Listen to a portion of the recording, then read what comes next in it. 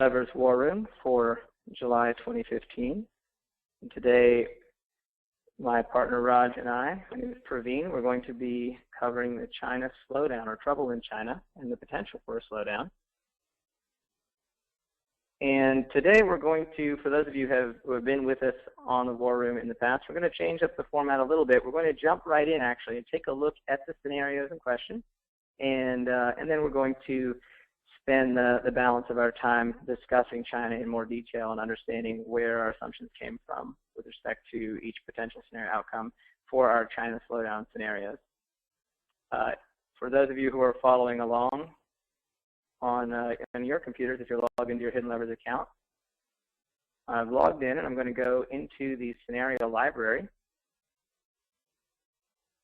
And then in the scenario library, we see that one of the trending scenarios, the top left of our screen, is the China slowdown.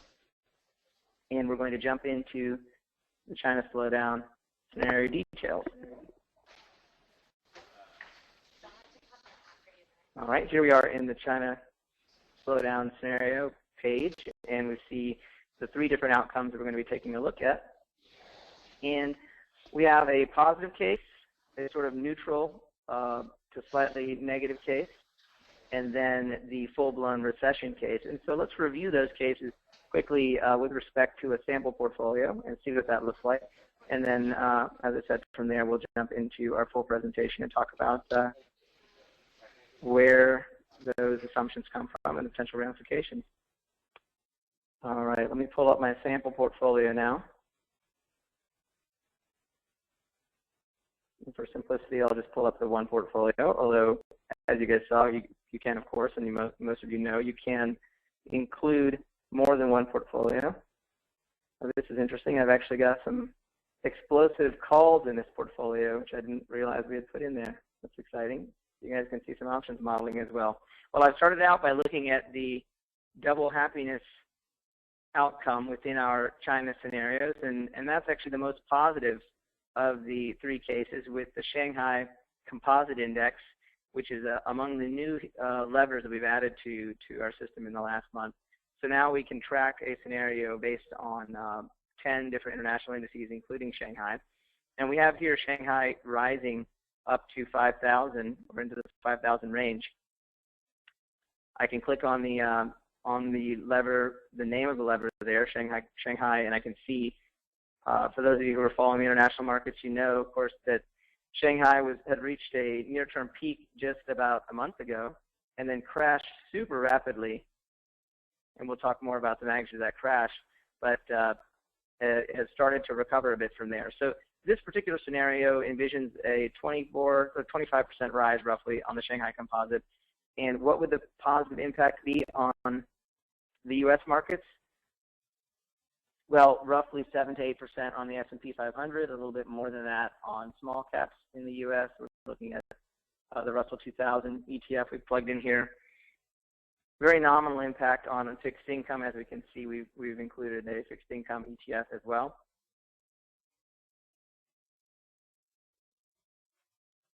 And as you can see with respect to some of the other funds, depending on the fund and its sensitivity, we also have a few individual equities here, Walmart and Wells Fargo, just as examples.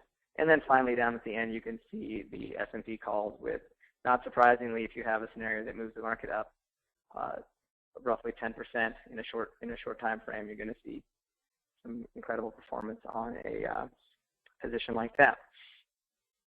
All right, now, some of you may know that when you're in a particular scenario, you can use the related outcomes navigation on the left to navigate to the other versions of the scenario. So we've got double happiness, that's the most positive. Shanghai crash, which is the neutral scenario. Sounds very negative, but the reason that that's actually sort of the neutral scenario is that it's a crash in Shanghai, not necessarily a crash worldwide. There is a negative impact, as we can see, on U.S. equities. But if we have 25% down in Shanghai, one of the things we saw very recently was that the capture ratio, how much that impacts U.S. markets. U.S. market capture ratio is really not so high. And so in this case, we envision potential impact in the 8% neighborhood.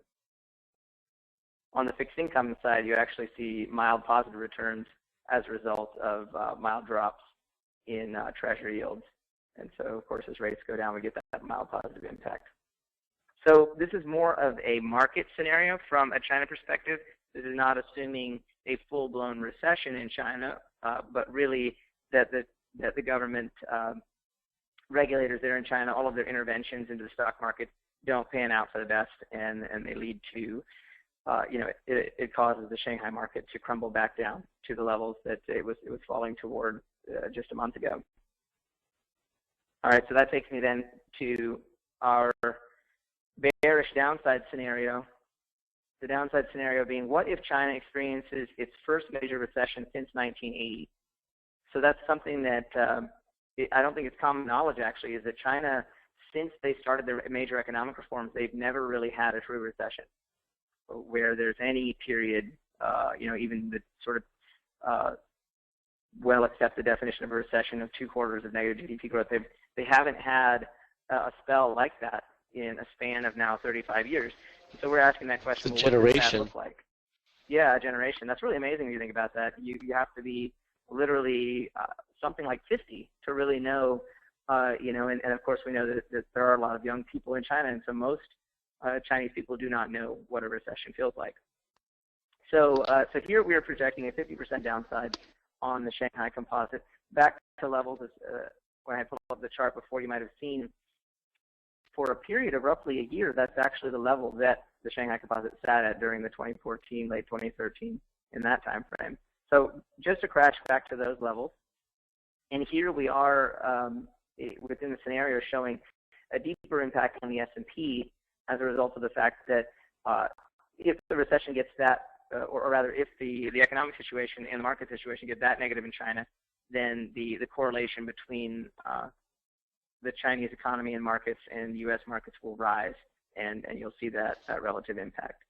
So on this overall portfolio, the minus 24% is likely in no small part due to those calls going bust. But as we can see, there are some equities, Wells Fargo here, this Europe ETF, that have significant impacts, not dissimilar to China, and then some more defensive names like Walmart, and then, of course, a lot of the ETFs not so badly impacted. I will note the risk, of course, is small caps as well, which perhaps isn't surprising, but the downside risk is much greater on the small cap side. And we'll take a look at these portfolios again a bit later. We might even put in a robo-advisor, which are, the word on the street is that they have more EM allocation than one would like, so they may be more vulnerable to that. But let's get back to the beginning. Is how did you guys come up with this scenario? And that is what we're here to do. So absolutely. So yeah, we saw a little bit about what the scenarios might look like, and now let's jump in and let's cover the details. So I'll open up the slides here so we can take a look at our content for today's presentation. And Roger, if you want to take us through, and we'll go from there. All right. Thanks, guys. Thanks for being here and being part of Hidden Levers. Of course, we'll start with the market update. The War Room covers a lot of economic scenario updates, not just on China. That is the main one we'll deal with today. So the scenarios that we have going, the rate hike, it's pretty obvious that Janet Yellen is adamant about raising rates in 2015, despite anything happening in Europe, despite any hiccup in China. That is the story, and so we are counting on that. You can see the dollar rising off the back of that. Gold, and then things that happened with that. One thing about the precious metals like gold and silver going down to their 5-year lows, that's no new story. But the people were conflating oil and gold and the whole nuclear pact, the impact of that, and saying, well, okay, if Iran is coming back online, then oil prices should go back to new lows. But they actually came down from $60 to $50. So the nuclear pact is likely priced in. The kind of tick down from there in oil prices is just the same as gold, and that's the skyrocketing of the dollar due to the Janet Yellen adamant language around a rate hike. So don't conflate all that stuff, is what I'm saying. In other stuff, we've been hearing a lot around technology. We've covered this scenario just recently, but in the past month, it looks like the rally is really narrowing to a few names. We've had now a unicorn go bust, which is what we talked about in the tech bubble 2.0 scenario. It was a home joy, a home cleaning on demand service, basically a housekeeper version of Uber. So that has gone bust. It was several, almost $50 million in funding and a $1 billion valuation company. So we have the donkey on the tail there. If I go to the next part of the market update, I can see in elaborate terms the dollar rise.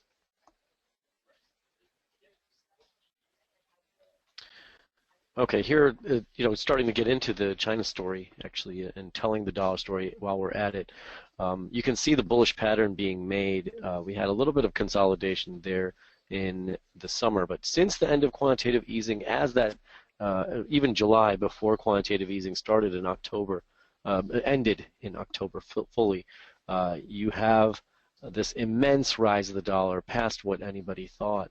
And for us, that's the QE related rise was priced in. Now it's about the rate hike expectation, and so it looks like that march upward has continued. And if the bullish pattern holds, then that upwards of 20% rise that we had from July till April, that M-top, that would be mirrored on this side after the bullish consolidation, a 20% further rise, putting us well in the triple digits on the U.S. dollar index. So one thing about this is, just simple stuff that your clients may understand or may not, your prospects. A rate hike definitely means a stronger dollar. It doesn't mean people use less gas or less oil, they're driving less. It just means a super strong dollar. And so, things that are based in dollars that are increasing along with that, that's an incredible thing. Let's say housing prices are still increasing and it's based in dollars, it's doubling down. The yuan, so on the subject of China, is pegged to the dollar. You can see that chart has not changed that much because the yuan is increasing as the dollar is increasing. They just pegged that. The government's had that in place for a good bit, and so the divergence from the dollar isn't that much on the upside or downside. So in all we discussed today on China, just know that there is hardly any currency implication to the dollar's immense rise. Okay. Preet, anything to add to that on the dollar? No, I was going to say, if you look at the blue line of the bullish pattern on the dollar, because this chart is showing, it's showing the value of the yuan and then the value of the dollar. And the value of the dollar there is against the basket of currencies, the dollar index as it's calculated. And so really a lot of that bullish pattern is due to the dollar's rise against the euro, for instance, other European currencies, some other Asian currencies, but a lot of the Latin American currencies have crashed, like Brazil.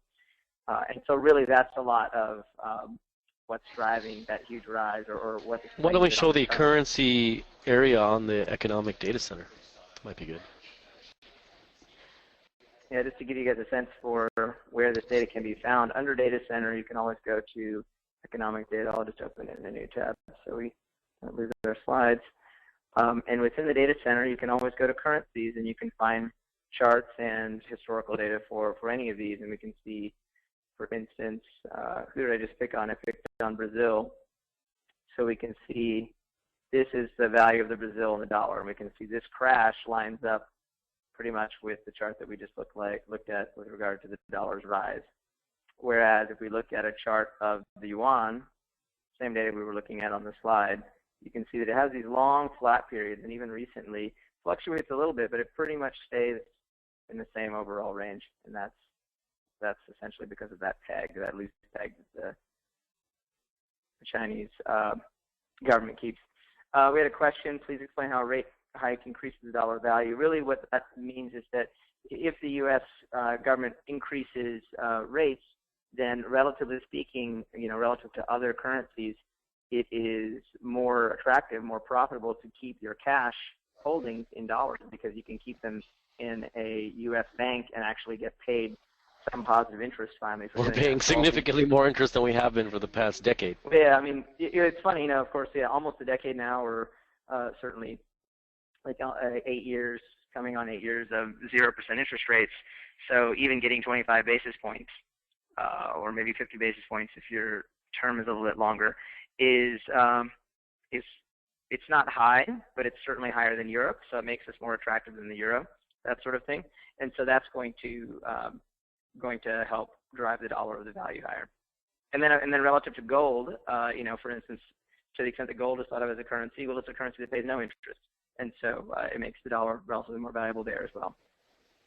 Yeah, so the dollar's gaining, and it's just a sense of our own economic picture. And if interest rates are higher here, then dollars flow into the United States. There's tons of reason already for them to flow in, but as the next leg up is if they actually increase rates, or expectations of that at least. Right.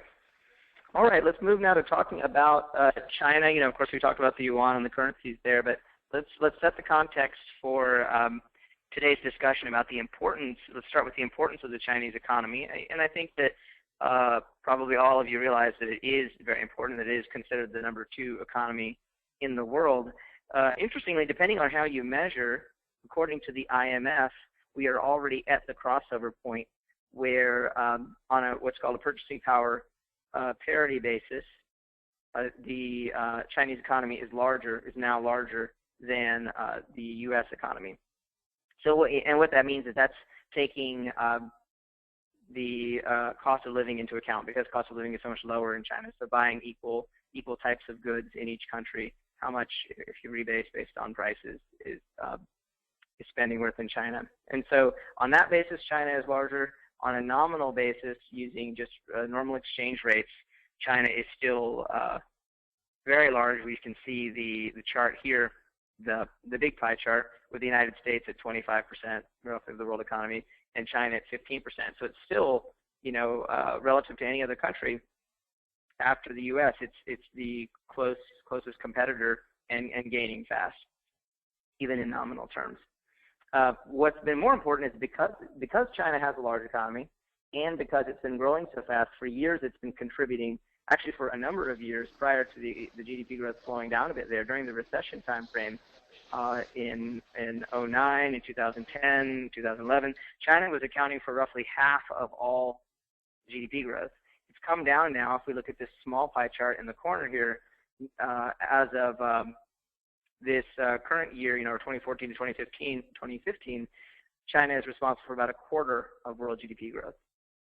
The United States has caught up a good bit because finally our economy is growing a bit, but China is still responsible for more of global growth than the United States even, and so this is why it's important. If China experiences a real bona fide recession, well, what does that do to that pie chart? It takes a quarter of global growth away, just gone, and with all the ramifications that might entail.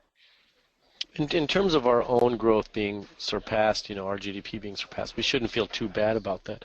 There's for every one American, there's 4 Chinese people, and so there's the same amount of output, same amount of consumption, just a baseline. We're still, if they consume just as much as us, then they should naturally have a much larger GDP. Right, so at this moment, even if they're equals, then we are consuming about 4x and producing 4x the average Chinese person.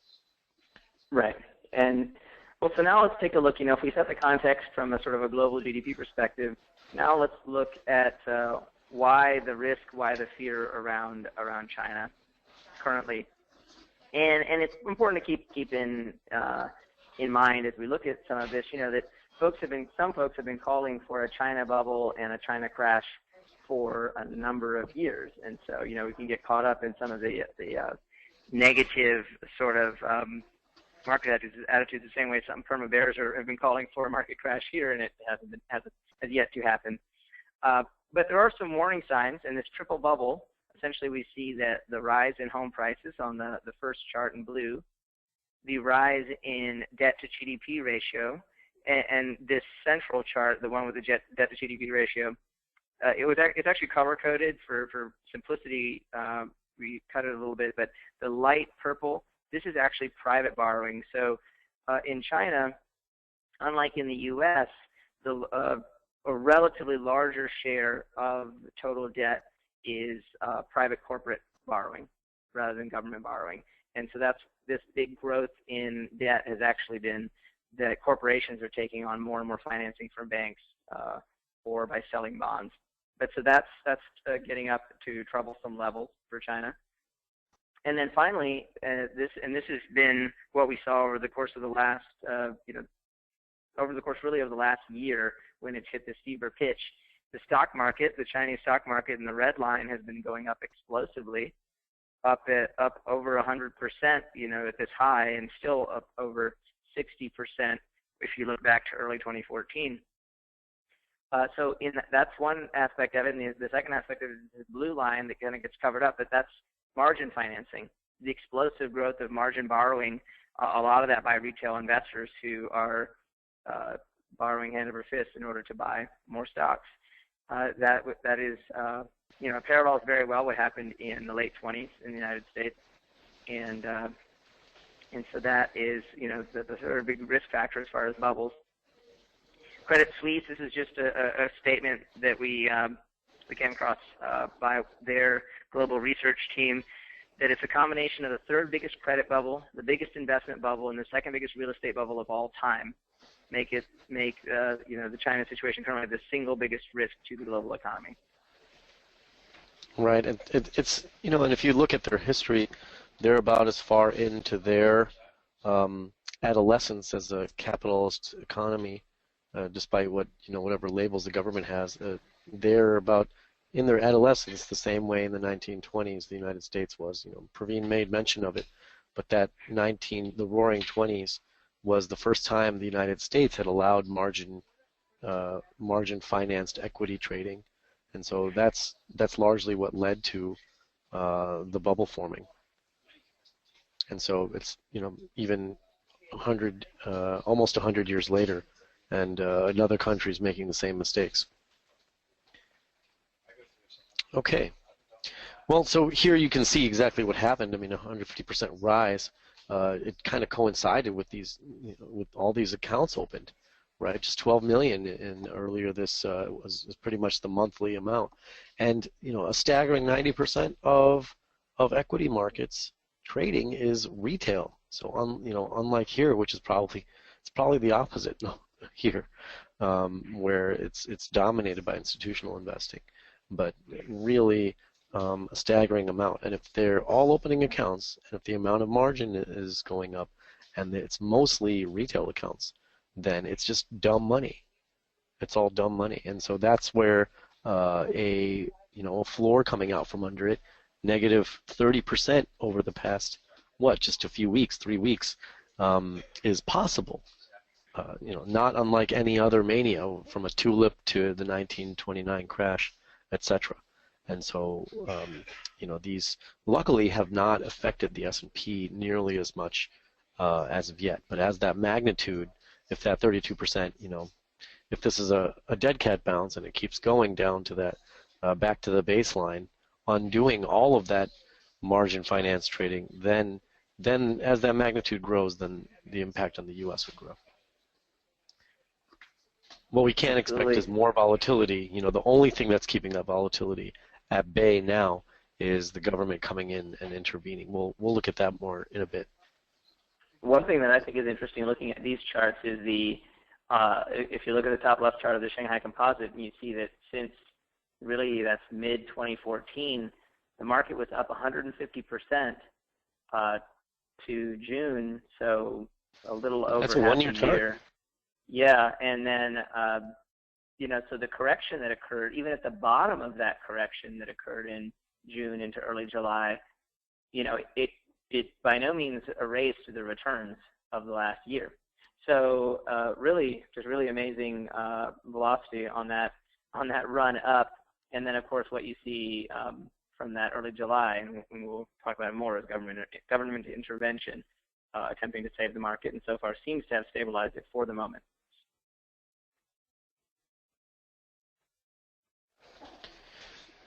Okay, let's look for the telltale signs, because one thing we know is since the financial crisis of 1998, the Asian crisis, the Chinese government has definitely been caught lying about their own GDP and about their own economic data. We have sources for that. If you guys remember back that far to the late 90s, they were quoting numbers of 7-8 handle, and the deflator you couldn't have gotten to that number considering other data they gave out. So they were caught really red-handed. So things don't change, and so we're fully confident that the Chinese government could easily be lying about their staying above 7%. So then, that being said, what are good barometers for looking at where the Chinese economy really is, without forcing their hand to tell the truth, etc., and all that? We can just look at real things and just point to that as the key levers, as we call them. So one that we've been looking at since the beginning on Hidden Levers is copper. It's an industrial metal, and you need it to build basically anything, a bridge, a house, etc. And so if there's building and infrastructure things going on in China, then copper will tell that story. And so you can see here, it still tracks it quite well. We will be changing that today because we're introducing Shanghai Composite as a proper lever. I'm excited to do that. But copper is a great tell on the everyday. You can see it tick by tick, as opposed to the Shanghai stock market, which may not be as available to you. Here's easy copper close prices and cut against the China GDP. You can see it perfectly tracks it since 2011. Above that, on the top left, you can see Australian dollar. We looked at that as well. The two markets we thought, probably Australia and maybe Singapore. Super developed. Hong Kong, of course, is part of China now, so it could be a lot of cooking of the books or all kinds of things going on there. But Australia and Singapore definitely independent completely, and a front row seat, we'd think, to China and their economic partnerships. So we know just this past week there was a free trade agreement between Australia and China, and so but you can see there the Aussie dollar perfectly tracking China lower, just like copper. Singapore wasn't so affected, so we that one didn't work out so well. But these two, the Aussie dollar and copper, to us are great telltales. One thing you notice, Praveen, maybe you could talk about this, is how the Shanghai market cycle is kind of out of step with the GDP cycle, the economic cycle. Usually the stock market is about 18 months in front of where the economic cycle is going, and so just kind of things get priced in. But it's about 12 to 18 months looking forward. The same way that we're pricing in to the dollar and rates right now, a rate hike, maybe in September, maybe in December. That's the stock market kind of gauging where the economy is going to be 6 months, 12 months, 18 months from now. So that market dynamic and with the economic cycles is usually the case in the G20 countries between the stock market and their economy. Completely breaks down with the Shanghai market. You can see that there on the graph. It isn't some lagged kind of echo in the economy. It is just, it's neither here nor there. Praveen, is there anything you want to say about that? Well, if we look more closely at this chart, one thing I think is interesting is that if we look prior to this explosive run-up that's happened since mid-2014, really, we can see that, of course, the GDP numbers are much less frequent, but we can see that as GDP seemed like it might be picking up here, we see that the market was following that, similarly following it down when that turned out to be sort of a head fake, and then again up on the market, again down and down. So for a good period of time within the last 5 years even, there did seem to be a correlation, and then something changed. And despite the continued drop in economic growth in China, instead the Shanghai market just started powering upward, and all of a sudden it didn't matter anymore. So that's one. Maybe it was the same moment that they allowed margin trading to take place. Yeah. So here we're looking at the wild ride is in starting from November. It goes back a little further than that if we go back to the history of the run-up, but actually this covers, well, if we go back for a moment, so this is from 2400. If I jump back a slide, the base was here at 2000, but this is really covering from right about here, so not far off from the start of the wild rally. And so this is a nice chart put together by Bloomberg, which shows, well, rate cuts were one of the tools that the Chinese regulators put in place to help, or rather that's the central bank really put in place to drive things. And then banking rules being eased, so basically allowing banks to use more leverage in their lending. You know, as we continue to go up the slide, we see bank rules eased again, more rate cuts, unveiling plans to exchange, you know, to make the bond market more free and open for governments, more bank rule cuts, or easing more rate cuts, all the way up to the peak, just over 5,000, the current, you know, in this current rally. And then what's interesting is that at the peak there, this is one of the stories that you guys, you know, those of you who follow emerging markets, follow China, you may have recalled that there was this hype that so the China A shares, meaning the Shanghai Stock Exchange, historically had not been open to foreign investors.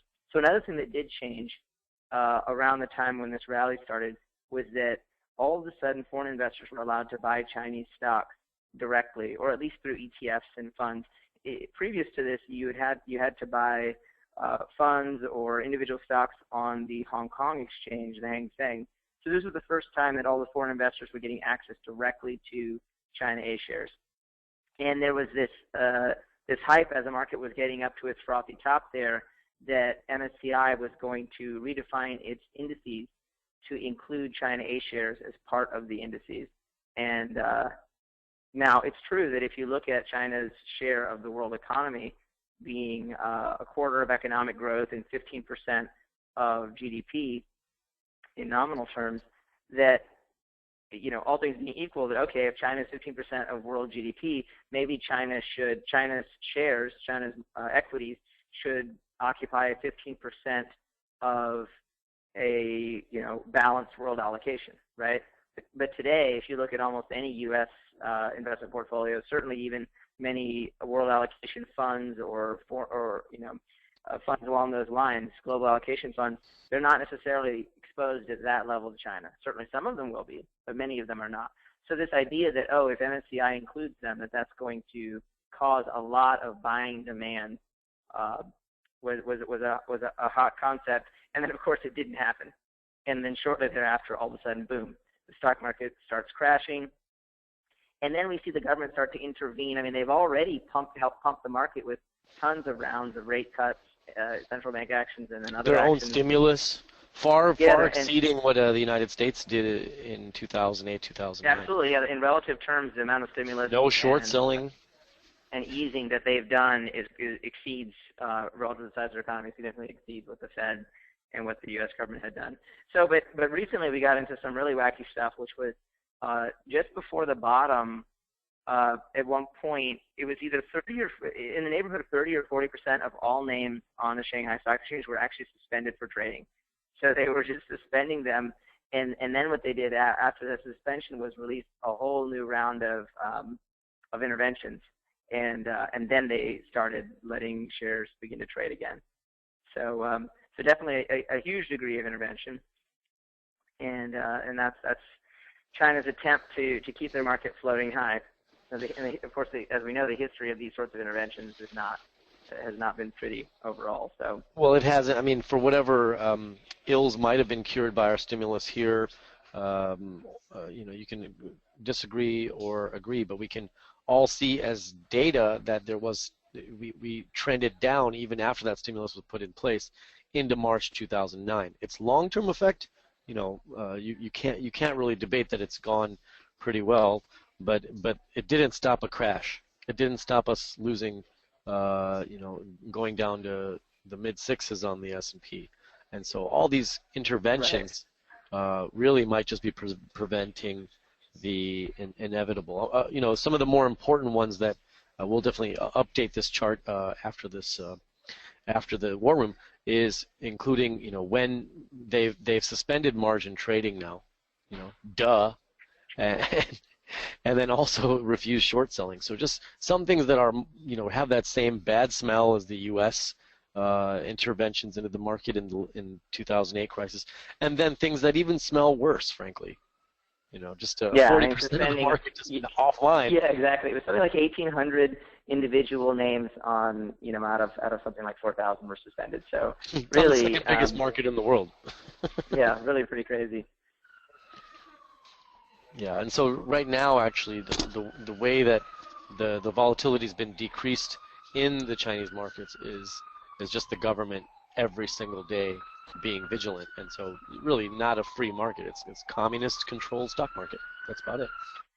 Right. Well, so here's an interesting, a question I think that many of you would ask. If you have an interest in this topic and you want to know on behalf of your clients, well, what is the potential impact of a downturn in China on the world, and of course by extension, on the United States, on our markets, and then on our economy?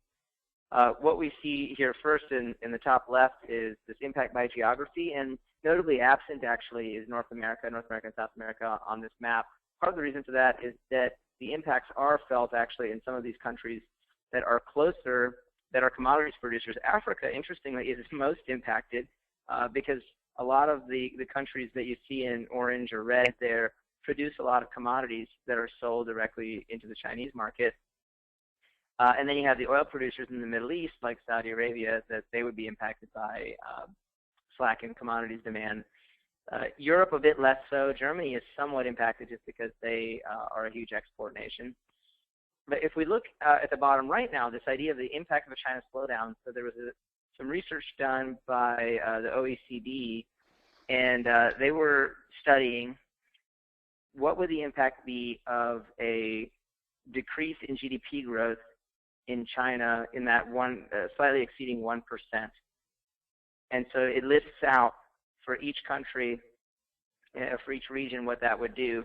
And you see Japan is more heavily impacted, Russia. The United States is kind of in the middle in terms of this chart, where that 1% or slightly more than 1% drop on China's GDP and growth impacts the United States a little bit more than 0.25%. So about 1/4 capture ratio, not huge. It's meaningful. It's much less than the huge. BRICS even. Yeah, exactly. And so it's something that's manageable, and significantly less than the world average. If you see, the world is up there more like 0.5. So we've said it before, during the Grexit webinar last month. The United States GDP is 75% domestic. So with all our diversity and everything, in terms of production and consumption, it's still very much it's somewhat insular, even after everything. Right, exactly. Still reasonably insulated, and so there would be a negative impact. One of the things that we use this data to inform, though, is what is the capture ratio? What might it look like as it pertains to markets, beyond even just GDP? All right, well, let's talk now about the scenarios in more detail. At the start of our webinar, we looked briefly at the actual scenarios and how they might impact a sample portfolio and how to run that. But let's talk about both the previous versions of the scenarios and then the new ones that we introduced today. So, Raj, if you want to take us through that. Sure. Well, we've had China slow down on our radar for about 3 years, and probably once a year we revisit it in excruciating detail. And so that's today. Since the last time we covered this, probably at the beginning of last summer, and the word hard landing versus soft landing, that's kind of out of the vernacular. The image you can see there in the middle was a Chinese some sort of track star falling off a hurdle. We don't even use that word hard landing in the vernacular. The 7% was priced in at that time. So since then, the troubles are to us because we are headed toward a hard landing, a 5% pronouncement. And you can see from the previous slide that Aussie and copper tracking the GDP down. They've even crashed further, and so we're expecting that whatever the government pronouncements are, that we are in that range of 4 to 5%. They just don't want it. They just don't want to tell the world that. The China recession is still very much alive. There are big changes happening in the Chinese economy that could go, make it change overnight, as opposed to a gradual decline, right?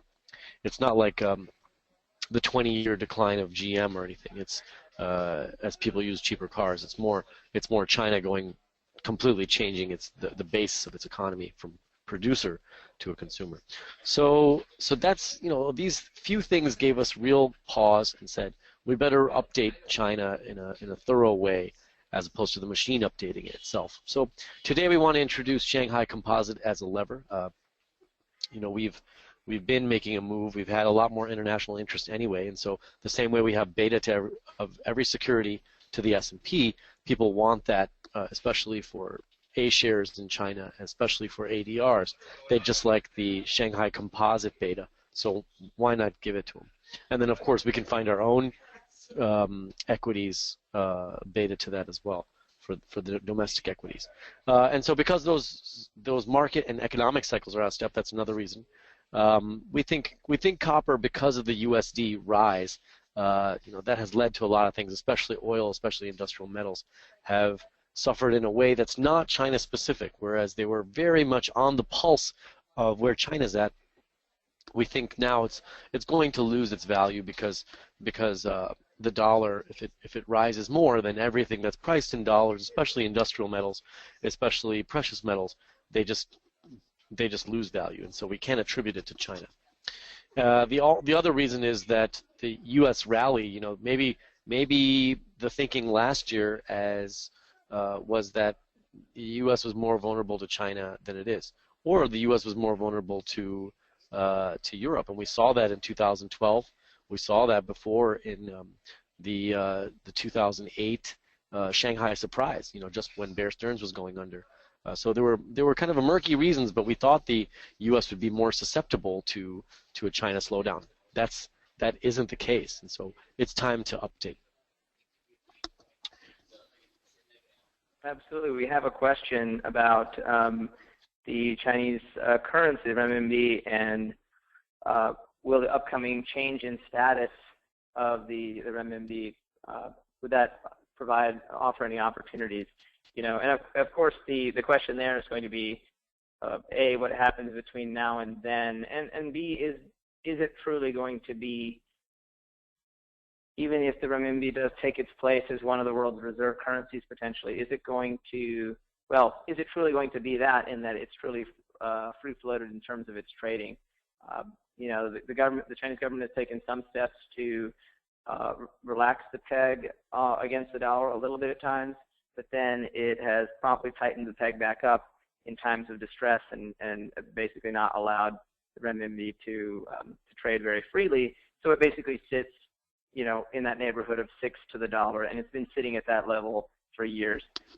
I personally think that as long as there's a peg between the United States dollar, then officially, the Chinese currency is subordinate to the dollar.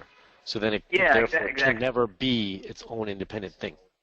Right, and so I think that that's what to look out for, is when it really does leave that range. Which it's interesting. There had been talk for a long time about potential trades in terms of investing and getting long the renminbi, because when the peg was finally removed, it should shoot up in value. Well, what's interesting is in the intervening years, since folks talked about that trade, that China actually shifted from being an exporter to being a net importer.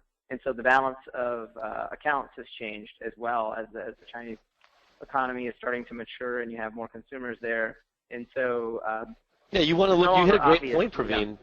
You hit a great point, which is look for the producer economies. If you're looking for strong currency outside the U.S. dollar to put your money in, or to diversify your cash holdings, look for producer nations. So you might have seen in the past few weeks, to turn the Greece story on its head, there were definitely calls from smart people that Germany should leave the euro, right? Germany should leave it because it would benefit them, right? For whatever subjugation of Southern Europe that they benefit from politically, they'd benefit much more economically from their own super strong currency. And who's done that? Their next door neighbor, Switzerland, right? They've left the peg, and you can see the skyrocketing there. You probably missed the big move, but in terms of needing an alternative to gold, needing an alternative to Bitcoin to keep your money safe, that's not a U.S. dollar. Swiss francs are it. That is a much better alternative currency to the U.S. dollar. So to me, as long as there's a peg, it ain't happening for China as a leading currency.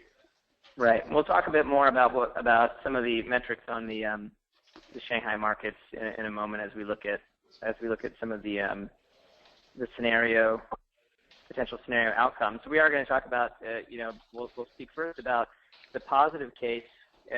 We ran the different scenarios, and we ran the double happiness scenario earlier and saw that the potential for a rise in the Shanghai market and in Chinese equities to shoot back up 25%. Well, what's driving this? This would be represented in terms of successful government action, meaning that some of these actions that have been undertaken, they have actually resulted, at least temporarily, in stopping the slide on the markets there. But we have had a nice bounce for probably a week. Yeah, I guess we're in the second week now. The second week. Some level of stability on Chinese markets, unless I missed anything at the close there. So we do see that. We see the general thesis here, though, and so maybe this is how I would answer the question, in terms of opportunity. If one is seeking or looking at China as being an opportunity, the general thesis here is that China is, from a world investor's perspective, it's almost a certainty that you're underallocated to China relative to its size in the world economy. And so if that sort of starts to rebalance because the Chinese financial system becomes more open and becomes more integrated with the world, then you are going to see Chinese shares take their place as being, again, roughly 15% of global equity markets because they are 50% of the world economy. So if that happens, that's clearly a positive scenario, and that's one of the scenarios that could play out to benefit. Right. If you just look at normal asset allocations, so 20% to the U.S. because 20% of the world economy, 10% to China as they take their place as a continual contributor also to the global GDP. Now, so then in context of that double happiness scenario, what do we make of this hiccup? And so just to say that, okay, A shares haven't been this available to the world ever, and it was just beta testing in the same way you have bugs in healthcare.gov, a new thing. So you have hiccups in everything. Just this new market, new system, and as it matures, you have the growing pains of an adolescent. Right, absolutely. And Raj, do you want to talk to us about the China crash, which is actually the middle scenario? And yeah, this is our baseline scenario, and so I'd say it's more bad than neutral. Although the United States, as you can see there in, and actually that number is incorrect. The -8, it's actually -4. So 32% down in Shanghai only led to a 4% hit to the U.S., which we bounced back from. That'll be corrected in the deck. But really, the idea that a crash happens, don't look at so badly. It would be more about the market ills in China taking its toll on China, keeping their own GDP intact, as well as our S&P here, right? So there are some reasons that it would crash and not just kind of go up after these government interventions. Number one is because of fundamentals, right? The 2007 peak. After that, we had the Shanghai surprise, just leading straight into the Bear Stearns debacle in spring of 2008. You had a 67 PE. We're above that now, So just the same way we have our own valuation risk here in the United States, there's a valuation risk there. So the PE ratio currently for their market, when the July 8th kind of crash started, it was at 69, and so getting that froth out of the system is part of this Shanghai crash. It'd be plenty good for them.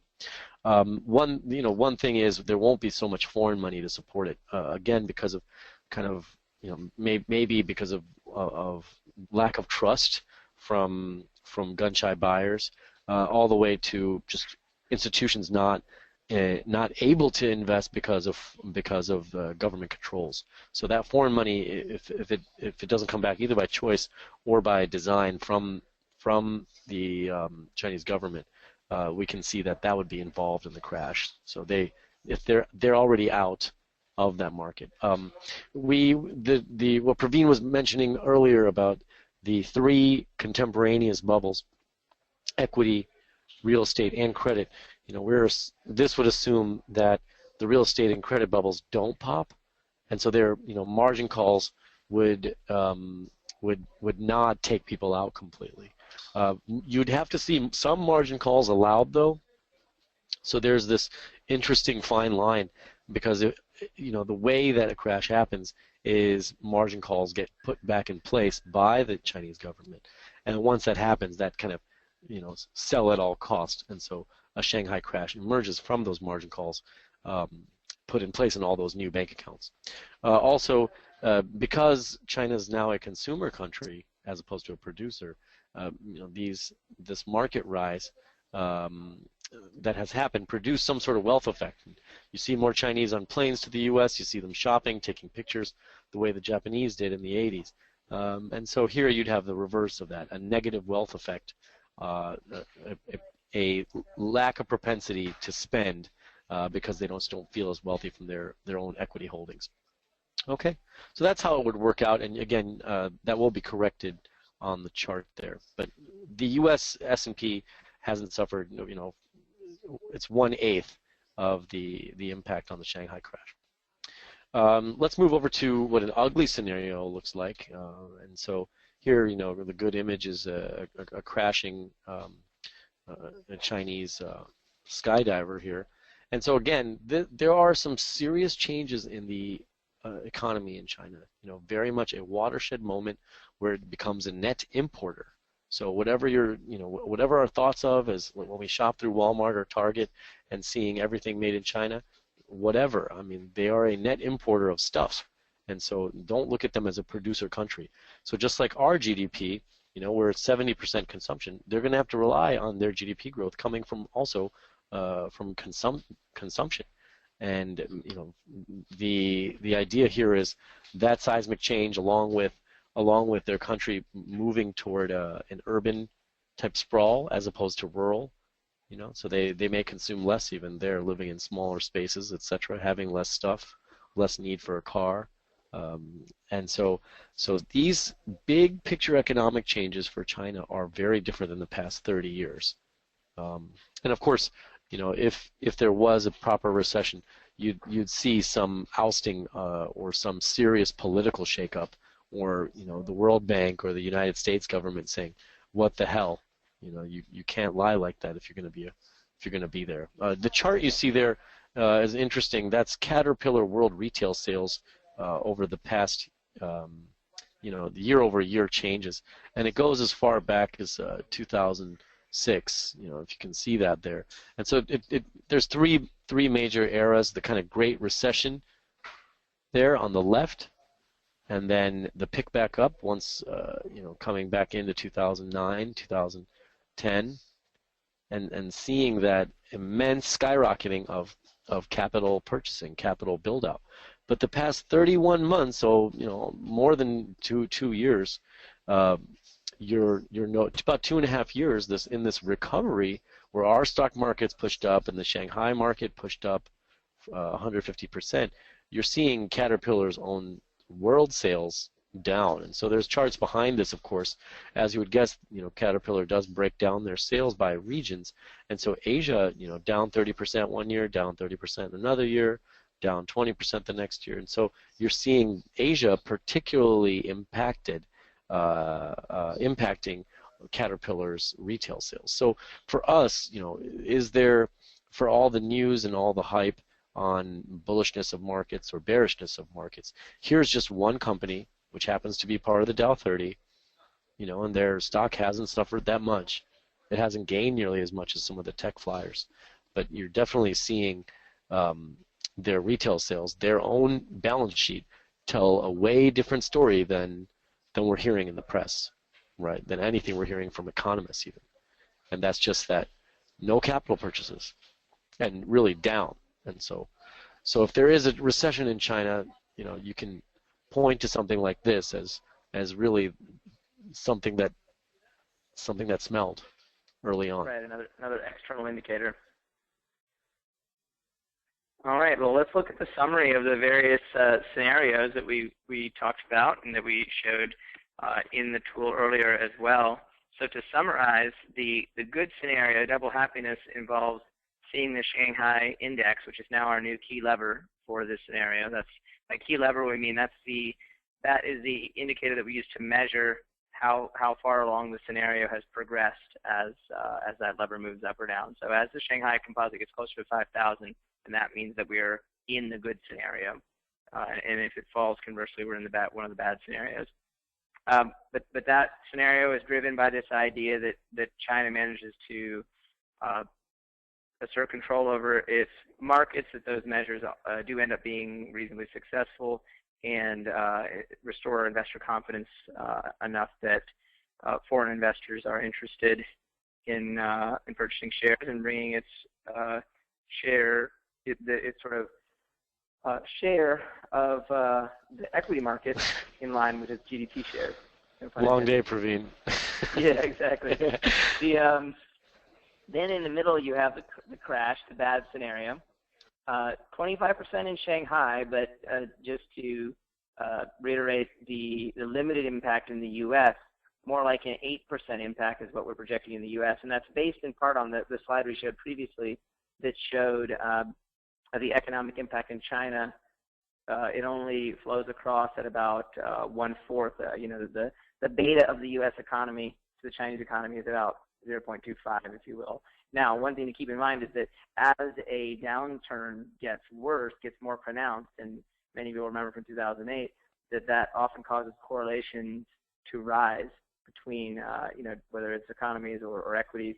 And so we see in the ugly scenario that as Shanghai is falling 50%, that would most likely lead to a more significant correction in U.S. markets and other world markets, so something more in the 20% range on the S&P, so more significant impact. And that, of course, is going to have a bigger impact on commodities producers and other companies, perhaps like a Caterpillar, that are sensitive to world growth and in particular to the China market. GM actually is mentioned as one of the automakers, for example, that has a lot of Chinese market share, so companies that have they that milk share. it off China. That's what brought them back to life, frankly. They're the best-selling car in China is GM, more than Ford and more than their domestic brands, which I don't know. I will take a moment here to remind you that these numbers are a huge delta, maybe 2 or 3 standard deviations of what would happen to the S&P. Again, the key lever here is the Shanghai composite, and so because there has been such volatility both up and down, that means our ranges are also kind of a wider step, right? Now that the impact again on the S&P would be more muted. And so, explaining this to your clients, prospects, or to your own colleagues in your investment committee, it's really about what is the best gauge of measuring this, and it's the Shanghai composite as opposed to the S&P. Right, and so we had a question, playing it safe with having some Asian exposure, what are the safest sectors to focus on? Well, I'd answer that in a broader way, actually, in terms of different markets and how they move. Shanghai is the most volatile, and so that's ETFs like, if any of you are familiar with A-Share, ASHR, that's an example ETF that tracks the Shanghai market directly, and there are others as well. But there's actually a number of ETFs and mutual funds with much longer histories that track or purchase shares in on the Hong Kong exchanges. Or even if you're getting into individual equities, there tend to be a fair number of U.S. listed ADRs that are Hong Kong listed companies. And so while you do see a relationship there and see that they have been following the overall China picture not nearly as fast, so not 100+% to the upside, but not 50% to the downside either. And so that may be a way, with some risk mitigation. The Hong Kong Stock Exchange is, the Hang Seng is a lot more like the New York Stock Exchange or the FTSE in London in that it has it's a privately run thing, and so it has a history of private controls in place, and kind of it works much. Although it has the taint of the Chinese government on it now, for centuries it ran as an independent, like a Western stock exchange. So that's why the impact is more muted there. Right. Well, let's The talk now new about story the takeaways. is the Chinese A shares and their availability to the world. Right. Yeah. So, Raj, let's talk about the takeaways. It is 5:30, and so let's make sure that we leave you with a couple key concepts. Okay, yeah, just really quickly. Again, copper and Aussie dollar, they're the good barometers. Don't use the GDP pronouncements from the government. The Chinese market and the economic cycles, they don't dance well together, just like Genesis, they can't dance. And the capture of the downside for the U.S. of anything that happens in China, as it becomes bigger moves to the downside, then of course the U.S., what the whole saying goes, all correlations go to one, etc. And so we aren't saying that, but the capture of the downside, where it's maybe a quarter of what's happening there would happen to us in the United States, that increases as the magnitude increases of the downturn. And the main thing, if there's one thing that you must know about why the volatility happened, why there was a huge rise in Shanghai in the fall, is because of margin lending, straight up. That credit bubble is it's a new thing to them, margin lending, the same way it was new to the U.S. investor in the 1920s. Absolutely. And if we have any follow-up questions, feel free to ask them at this time. If not, we do have a couple of product updates. Yeah, some really fun stuff. Besides the good news, one ironic piece of good news today is the Person of the Year from 2 years ago from Time Magazine, one of the biggest artists in the world, Ai Weiwei, was set free today. He was given his passport, free to leave the country, free to do what he wants. He was under pretty much house arrest for the past 4 years. So, I like to think that the fact that we announced a China war room had something to do with it. Well, so let's take a look at some of these features and some of the changes that we're looking at here. The new lever, the Shanghai Composite, we actually already saw that. Similarly, in terms of international support and Canada support, we support the TSX Composite just like we do Shanghai. And we actually have a number of other global indices that we support as well. The risk questionnaire, I'll show you guys momentarily. Let me actually jump out of the presentation mode here. And we see that, just to show you some examples of the new global indices and how we're using them as scenario levers. We have Shanghai set for the China slowdown. If I go back to the scenario library and into dysfunctional Europe, which we talked about last month, you can see that we're tracking those scenarios via the DAX. And that's the German index. And so as it makes sense, we're using local indices to track the different scenarios as a key lever in different scenarios.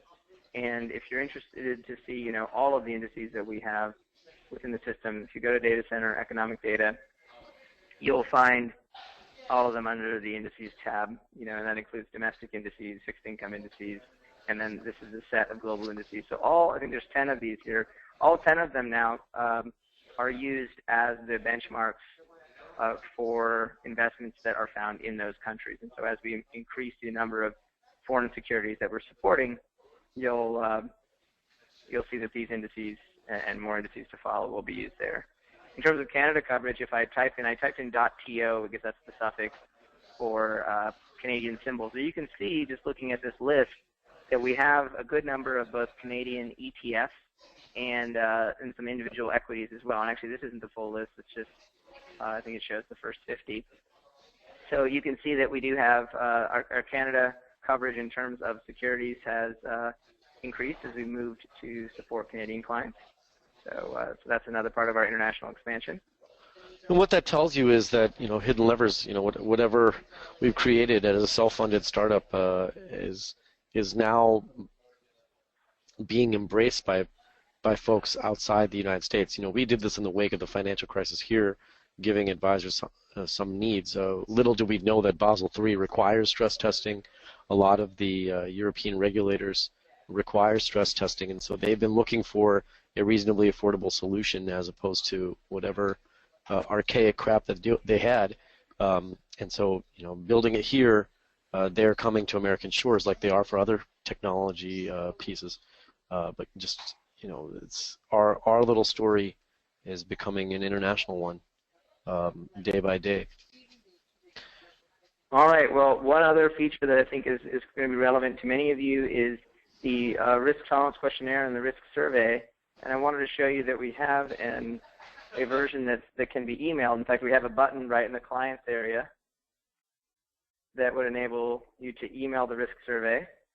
And if you do that, then you saw the email that had the link in it. Let me just open a new browser. So if I'll pretend for a moment to be a client who is, of course, not logged into HiddenLevers. They're a user, and so let's say that I'm pretending in addition that I'm on a phone. So I'm going to shrink my screen to something more phone-like, something like this maybe. It's not some separate app or anything. It's just it's called a responsive website. So when you click it open in the email, which is where they're going to open it probably in their mobile phone, then they can click it and it'll open a browser, and this is exactly the shape it'll take. If they do it on a tablet, right, it'll be according to that form factor, and if it's on a computer, then you might be taking them through it yourself. Right, and you can see how it's pretty easy for someone on a phone even to click through and choose what answers are correct for them with respect to their risk tolerance. So I'm just going to quickly click through it. It's only 10 questions total. So I can, we have a couple of image questions that can be controlled via the slider. You can choose which image makes the most sense to you from a risk standpoint. And in fact, the final image question is one where it shows the relative performance of a potential investment. Here, I'll pick the riskiest one. And then you can also, the client or prospect, they can also enter if they want to let you know a little bit about the positions that they hold. They can enter those and maybe say that they've got, I don't know, $10,000 in McDonald's, and they've got some S&P. So they can enter as many symbols as they like to let you know about what some of their investments are. They don't have to. They can skip that section. But when they finish and hit Save Survey, then that submits it directly to the advisor, so to you as the advisor. What does that 31 represent, Praveen? Maybe you could tell us about that. I know there's risk questionnaires out there, other softwares, Risk Allies, Pocket Risk, and Phenometrica, et cetera, et cetera. What is that? A lot of times the problem that I find when folks want HiddenLevers is in risk questionnaires, they don't know what those newfangled numbers mean. So what does the 31 mean? Absolutely. Yeah, no, good question. And we had a question about where do I find the risk questionnaire? And so the answer to that is that as we've been refining this part of the product, we had been opening it to clients by request. And so not at an additional charge, but simply because we're sort of beta testing it. So if you're interested in having this turned on, you can feel free to contact us and let us know. We will be turning it on for all users relatively soon as we work out final bugs and issues. But so let's say, just to finish my little example there, so John Wayne submitted his risk tolerance questionnaire to me. Does the 31, what does it mean? Is it out of 100? Oh, What's yeah. it out of? Yeah, let's look at that. If we look at the client page, maybe it'll become more obvious. So here on the right-hand side, I can see the information with respect to this client.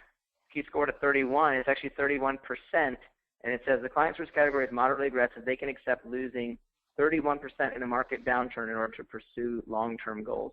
So effectively, our survey is designed to produce a risk score which is the client's loss tolerance. So that there's hopefully less ambiguity about what that number means. If you're a 50, then that means that's just so stupidly loss. simple, isn't it? Right, exactly. If you're a 50, then that means it's so simple it's dumb. Yeah, so hopefully that makes it easier to understand and easier to convey, and it helps people sort of really think about that. Say, oh, you know what? I'm not prepared to lose 30% of my net worth. Maybe I'm not there. So we think that if there's a system which produces some number in space, and then you're also asking loss tolerance, that just doesn't make any sense to us. People have such a short attention span and short memory, so they're going to remember one number and make it a no-brainer. make it their loss tolerance and figure that out. Right. You'll also see that that 31% is my loss tolerance for this client.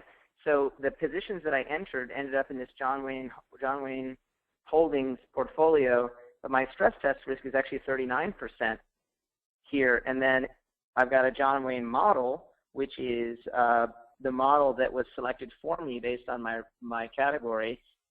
So as an advisor, you can actually set models that are tied to each of these categories. And so it's showing that my model has much better downside control.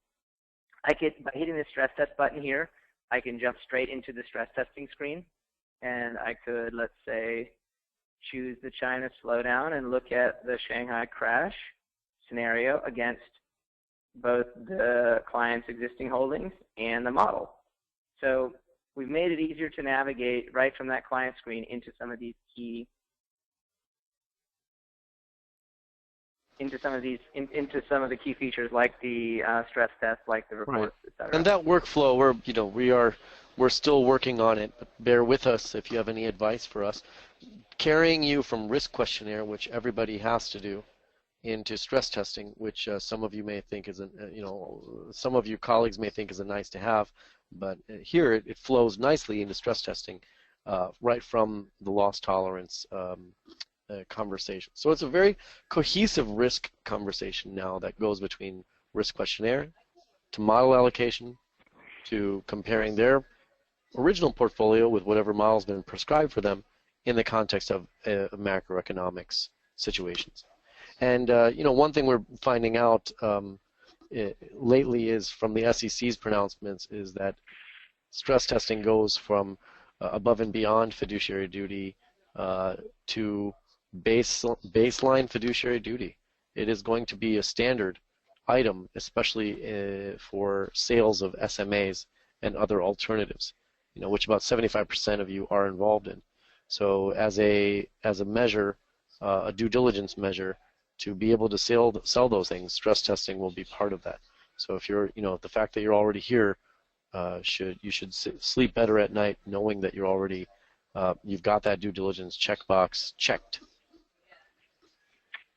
All right. Well, yeah. So that's the the last major feature that we wanted to show you in terms of this month, and it's definitely something that's still it's progressing rapidly. So please provide your feedback. In fact, we're seeing some feedback here. If we want to not see the words "except losing X% in the market downturn in relation to risk category," we're able to turn that off, that panel off. So that's definitely good feedback. It's not something that we've heard yet. So we welcome that. And if you're interested, again, Kate, in answer to your question, if you're interested in having that client section turned on, just so you can see with it, play with it, and provide other feedback like that, then we can definitely do that for you. Just reach out to us. And yeah, if you'd like it turned on, it's still in beta testing, but soon to be released. We've been asked by